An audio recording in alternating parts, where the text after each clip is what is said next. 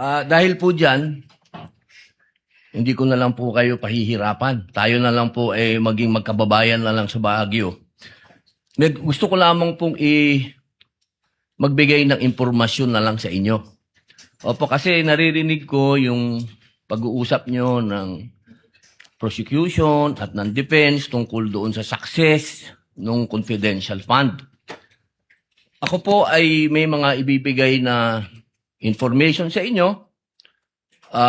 Pwede po kayong magsabi na lang ng oo o hindi kung naintindihan po ninyo. Alam ko naman maintindihan mo, taga Baguio ka eh. Opo, noong pong pinag-uusapan natin yung patungkol sa mga terorista, na pag-uusapan po lagi ang ating Vice Presidente.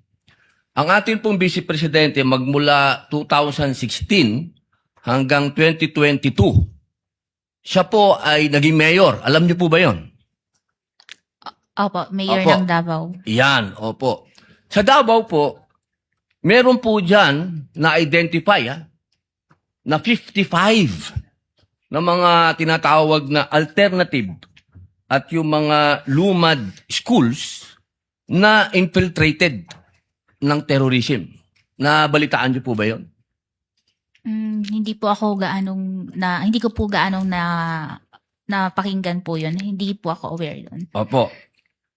At alam niyo po ba rin na noong 2016 hanggang 2022 hanggang 2023, 12% po ng mga NPA rebels, surrenderies, were minors, 12 to 17 years old. Hindi po ako aware dun po. Maubos na po yung aking second round na lang po ako. Salamat, kabayan.